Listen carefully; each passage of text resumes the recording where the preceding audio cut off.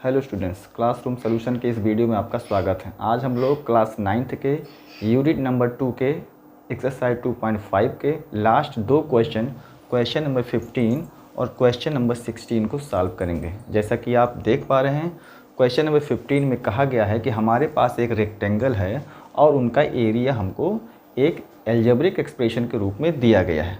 अब आपको करना क्या है, इस रेक्टेंगल का लेंथ और ब्रेड्थ आपको पता कर लेना है। ठीक उसी तरीके से हमको क्वेश्चन नंबर 16 में क्यूबाइड का वॉल्यूम दिया गया है, ठीक है। और इस क्यूबाइड के वॉल्यूम में जो इसके 3 डायमेंशंस होते हैं, लेंथ, ब्रेड्थ एंड हाइट, लंबाई, चौड़ाई और ऊंचाई, इन तीनों के लिए हमको अलजेब्रिक एक्सप्रेशन के रूप में उनका आंसर देना है, ठीक है। तो स्टूडेंट्स, चलिए हम लोग स्टार्ट करते हैं क्वेश्चन नंबर 15 को। तो जैसा कि आप देख पा रहे हैं कि सबसे पहले क्वेश्चन में हमको कहा गया है कि हमारे पास एक रेक्टेंगल है और इसका एरिया हमको दिया गया है।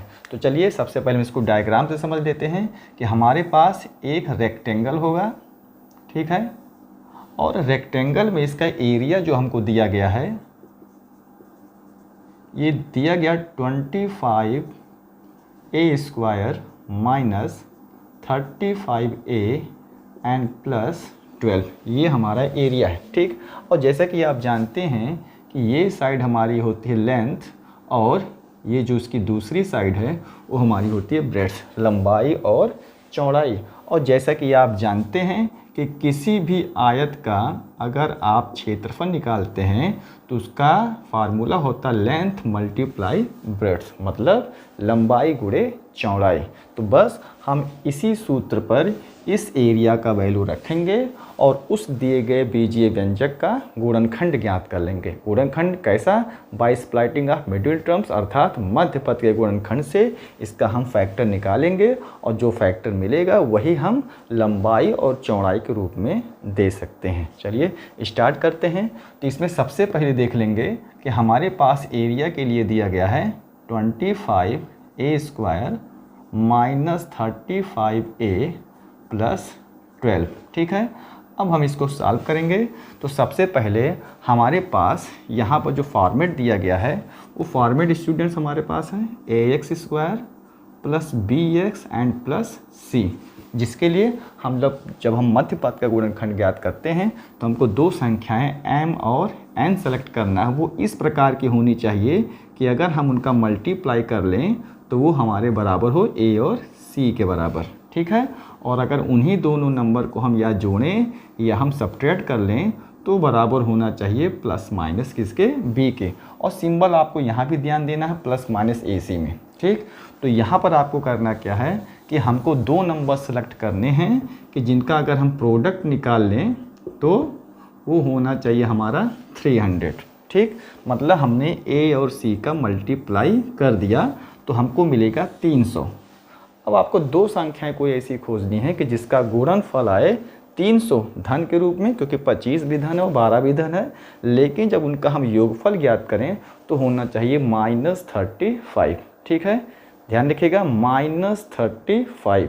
तो यहाँ पर आपको क्या ध्यान देना है कि उनका प्रोडक्ट जो है, उनका जो गुणनफल है वो धनात्मक है, लेकिन उनका योगफल जो है वो हमको मिलना चाहिए ऋणात्मक में।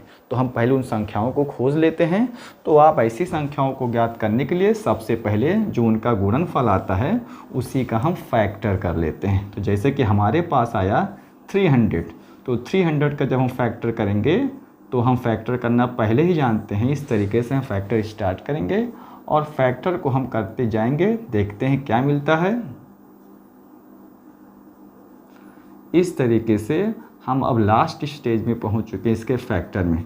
तो आप ध्यान से देख रहे हैं कि आपको इतनी सारी संख्याएं मिली हैं, ठीक है। तो अब हम इसमें से कोई दो संख्या आपको तैयार करना है और गुणनफल में आपको खोजना ही नहीं है, क्योंकि गुणनफल तो ऑलरेडी 300 का ही जब आपने फैक्टर किया है तो गुणनफल 300 मिलेगा। बस वो दो संख्याएं खोजिए जिसका योग आपका -35 आ जाए। तो हम यहाँ पर चेक करेंगे कि अगर हम यहाँ से 2, 2 एंड 5, तो 2 एंड 2 4 एंड 5, इन दोनों का मल्टीप्लाई करेंगे तो हमारे पास एक संख्या आएगी 20, और दो संख्या यहाँ पर 3 और 5 का मल्टीप्लाई करेंगे तो हमारे पास आएगा 15। अब 20 और 15 ये दोनों आपके जुड़ के 35 दे सकते हैं। लेकिन अब रही बात चिन्ह की, तो हम क्या करेंगे, योगफल 20 और 15 दोनों छोटी संख्याएं हैं, तो यहाँ हम 20 और 15 को जोड़ के 35 पहुँचाना है। चिन्ह ध्यान में रखेंगे माइनस में है, तो हम क्या करेंगे 20 को भी माइनस कर देंगे और 15 को भी हम माइनस कर देंगे, जिससे हमारा योगफल -20 और -15 को जो हम ऐड करेंगे तो हमको -35 मिल जाएगा। और माइनस माइनस का जब हम गुणनफल ज्ञात करते हैं तो वो धनात्मक रूप में हमको भी प्राप्त होता है। तो चलिए दो संख्याएं भी हमने प्राप्त कर लिया, 20 और 15। अब उसको हम लिख देते हैं। यहाँ हम लिखेंगे 25a² माइनस, यहाँ हम लिखेंगे 20a and minus 15a and plus 12। ठीक है। अब जैसा कि आप जानते हैं कि सबसे पहले आप ब्रैकेट बना लीजिए ताकि आपको कॉमन लेने में आसानी हो। 25a² 20a, यहाँ से माइनस कॉमन लेंगे जिससे दोनों ब्रैकेट्स में माइनस और माइनस आपको सेम मिलेगा। तो यहाँ लिखेंगे 15a एंड माइनस 12।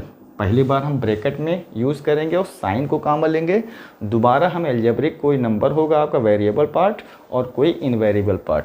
तो यहाँ पर देखेंगे पहले वाले ब्रैकेट में एक वेरिएबल पार्ट हमारे पास है a। ध्यान रखिएगा, अगर वेरिएबल पार्ट को आपको कॉमन लेना है तो सबसे छोटे पावर वाला लेंगे। यहाँ पर a² है और यहाँ a केवल सिंगल है, a पर पावर 1 है तो हम केवल a लेंगे। अब हमको यहाँ पर एक कांस्टेंट इनवेरिएबल लेना है तो हम वहाँ से ले लेते हैं 5, क्योंकि 5 25 में भी उपलब्ध है और 20 में भी उपलब्ध है। तो यहाँ हम अब क्या करेंगे, यहाँ पर हमारे पास बच गया 5a माइनस 4। ठीक है। अब आपको ध्यान क्या देना है कि ये जो 5a माइनस 4 है वो आपको इस दूसरे कोष्ठक में भी उपलब्ध होना चाहिए।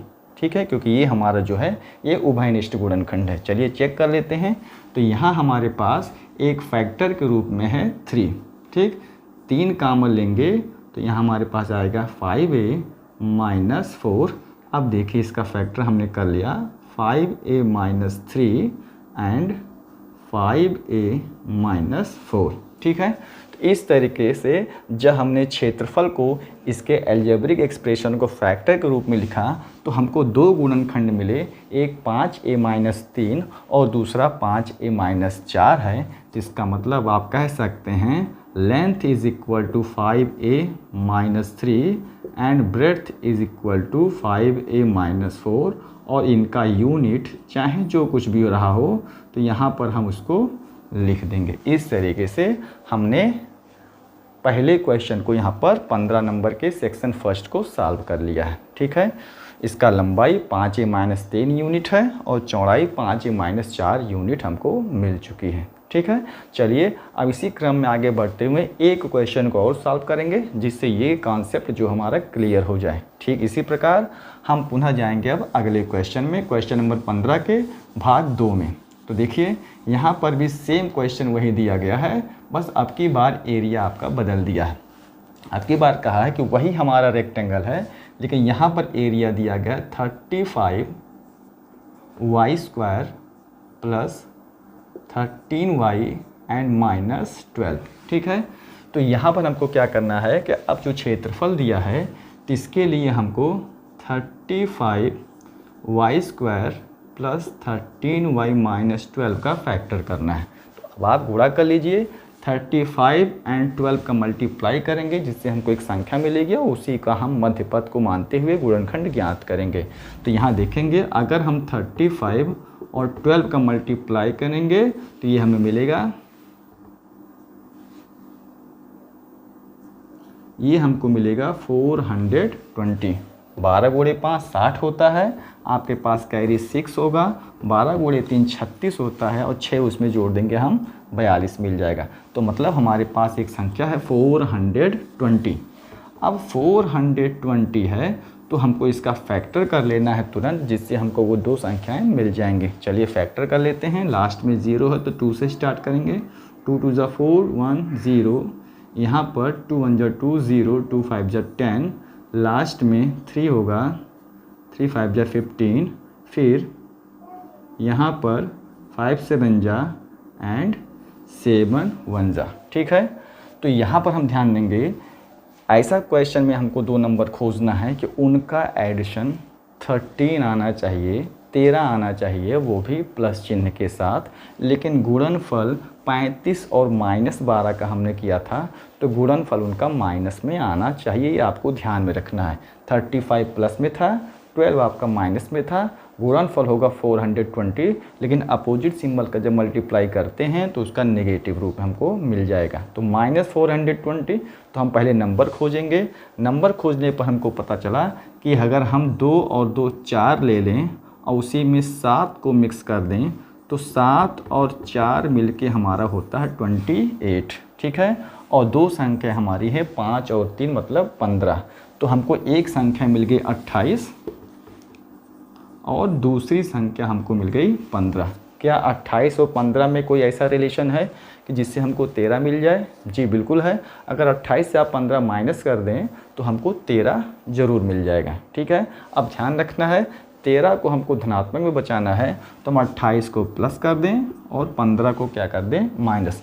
गुणनफल भी आपका हो जाएगा नेगेटिव में और इसका एडिशन भी आपको पॉजिटिव मिल जाएगा। तो दो संख्या हमको मिल गई, एक धन 28 और एक है ऋण 15। चलिए आगे बढ़ते हैं। तो सबसे पहले मिडिल टर्म को हम ब्रेक कर देते हैं, 35y² प्लस हम यहाँ पर यूज़ करते हैं 28y माइनस 15y माइनस 12। आप अच्छे से पेड़ बनाने के लिए 15 को आगे भी लिख सकते हैं, 28 को पीछे लिख सकते हैं, ये आपकी इच्छा पे है, ठीक है। अगर फैक्टर हमारा सही होगा तो क्वेश्चन में आप कॉमन आसानी से पा जाएंगे। चलिए अब सबसे पहले हम क्या करते हैं कि साइन को कॉमन लेते हैं, तो 35y² प्लस 28y, यहाँ हम माइनस कॉमन लेते हुए इसको प्लस करेंगे, 15y प्लस कितना हो गया 12।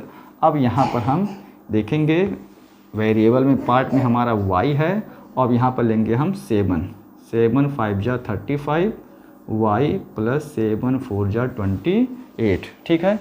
यहाँ पर हम कॉमन लेंगे -3 5 जा 15 और प्लस 3 4 जा 12। तो यहाँ पर दो आपको मिल चुके हैं factor, 7y minus 3 and 5y plus 4। तो इसे आपको मिल गया length is equal to 7y minus 3 and breadth is equal to 5y plus 4। ये दोनों हमारे हो गए आंसर, ठीक है। तो इस तरीके से हमने एक रेक्टेंगल के एरिया से उनका फैक्टर करते हुए एल्जेब्रिक एक्सप्रेशन के रूप में जो हमारा गुणनखंड दिया गया था उसका गुणनखंड निकाला और फिर हमको उसकी लंबाई और चौड़ाई ज्ञात हो गई। इस तरीके से क्वेश्चन नंबर 15 को हमने सॉल्व कर लिया। अब बढ़ते हैं क्वेश्चन नंबर 16। सेम उसी तरीके का है। हमारे पास एक क्यूबाइड है, घनाभ है, जिसका आयतन दिया गया है और उस आयतन की हेल्प से आपको उसकी विमाएं मतलब भुजाओं का मान ज्ञात करना है। तो आप जानते हैं घनाभ में 3 भुजाएं होती हैं, लंबाई, चौड़ाई और ऊंचाई मतलब LBH। तो आपको LBH का एक व्यंजक दे देना है कि यहाँ पर हमको दिया गया है आयतन बराबर, ये दिया गया है 3x² माइनस 12x। तो जैसा कि आप जानते हैं एक घनाभ के आयतन को हम लंबाई गुणे चौड़ाई गुणे ऊंचाई के रूप में लिख सकते हैं। तो यही वैल्यू हमको दिया गया 3x² माइनस 12x। अब यहाँ पर हम क्या करेंगे, वेरिएबल पार्ट के रूप में हमको दिखाई दे रहा है x और इन वेरिएबल के रूप में हमको दिखाई दे रहा है 3। तो यहाँ से हमारे पास बचा x माइनस 4, ठीक है। अब हम ध्यान से देखेंगे कि l के रूप में हमारे पास 3 है, b के रूप में हमारे पास x है और h के रूप में हमारे पास x माइनस 4 है। तो तीनों व्यंजक गुणे के चिन्ह के साथ आपके पास जुड़े हुए हैं। तो अब आंसर दे सकते हैं hence l is equal to 3 unit, b is equal to x unit and h is equal to x minus 4 unit. कितना आसान था, हम लोगों ने केवल गुणनखंड कर लिया और इस क्वेश्चन का आंसर हमने तुरंत पा लिया, ठीक है। चलिए इस क्रम में आगे बढ़ते हैं और प्रश्न संख्या 16 के आखिरी खंड सेकंड पार्ट को सॉल्व कर लेते हैं। तो जैसा कि आप जानते हैं कि यहाँ भी सबसे पहले आपको आयतन का वैल्यू मान जो है वो लिखना है। आयतन बराबर दिया गया है 12ky² plus 6ky and minus 20k, ठीक है। अब हम क्या करेंगे कि इसको जब हम सॉल्व करेंगे तो सबसे पहले इसमें हम कॉमन लेंगे। तो कॉमन लेने से पहले आप जानते हैं कि जो तीनों विमाएँ हैं वो आप जानते हैं L into B into H. अब यहाँ पर हम कॉमन लेंगे तो सबसे पहले हम यहाँ पर देखेंगे कौन सा ऐसा राशि जो कॉमन लिया जा सकता है। तो वेरिएबल पार्ट में हमारे पास k है, कोई नंबर जो हमारे पास सबसे छोटा हो। तो यहाँ पर हम देखेंगे हमारे पास 2 है, ठीक है। तब यहाँ पर हमारे पास होगा 2 6 12, तो 6y²। अब यहाँ हमारे पास बचेगा प्लस 2 3 6 के आउट है, तो यहाँ पर क्या लिखेंगे 3y माइनस 2 10 20, ठीक है। तो इस तरीके से हम पहुँच चुके हैं एक द्विघाती बहुपद के रूप में। अब हम इसको गुणनखंड के रूप में सॉल्व करेंगे। तो देखेंगे 6 और 10 का गुणा करेंगे, 6 और -10 आपका आएगा -60। दो संख्याएं खोजना है जिसका गुणनफल -60 हो और जोड़ने पर +3 आए। जोड़ने पर क्या है +3 और गुणा करने पर -60 हो। तो ऐसा नंबर है, आप 60 का या तो फैक्टर कर लीजिए, ठीक है। तो आप चलिए चेक कर लेते हैं। अगर हम 60 का फैक्टर करेंगे तो देखिए सबसे पहले 5 से डिवाइड करेंगे, 3 से डिवाइड करेंगे, 2 से और 2 से। अब आपको यहाँ पर चेक करना है कि दो संख्या बनाना है और उसमें +3 आना चाहिए। तो चेक करिए, क्या हम 5 और 2 ले सकते हैं 10, और ये 3 और 2 लेंगे तो 6, तो 4 आएगा। ऐसा नहीं संभव है, तो इसलिए हम यहाँ पर क्या करेंगे 3 × 2 6, ठीक है, 6 हो गया। तो यहाँ पर 6 लेंगे तो अगर 5 6 और 6 × 2 कर दें 12, तो 12 - 5 कर देंगे तो आपको 7 मिलेगा। चलिए वो भी नहीं हो रहा सूटेबल, तो हम क्या करते हैं, तो 5 का पेयर किसके साथ बनाते हैं। तो चेक करने पर 5 का पेयर आप चेक करेंगे तो 5 का पेयर या तो 2 के साथ बनाएंगे, ठीक है, और 5 के पेयर या तो आप 3 के साथ बनाएंगे। तो एक नंबर बचता है आपका 4 और 5 या 15, तो 15 और 4 का भी रिलेशन नहीं बनता है। तो आप यहाँ पर सेलेक्ट करेंगे एक ऐसी संख्या कि जो गुणा करने पर 10 × 6 60 दे और जोड़ने पर +3 दे। तो क्या ऐसी संख्या यहाँ पर संभव है? अगर आप संभव हो तो उसको ध्यान से चेक करिए, ठीक है। चलिए एक अगेन ट्राई करते हैं। 3 2 6 और 6 दूनी कितना हो गया 12, 12 - 5 ये हमारा आएगा 7। ये संभव नहीं है। फिर हम चेक करते हैं 3 और 5 × 3 15, 15 - 4 कर देंगे तो हमारे पास 11 आएगा। तो हम इस क्रम में पाते हैं कि यहाँ पर हम फैक्टर नहीं कर पा रहे हैं। तो हम यहाँ पर इस क्वेश्चन को जब हम फैक्टर में असफल हुए तो इसका मतलब इसका गुणनखंड नहीं ज्ञात हो सकता है। तो यही 3 फॉर्मेट में अब अलग अलग हमारे पास गुणनखंड मिल चुका है।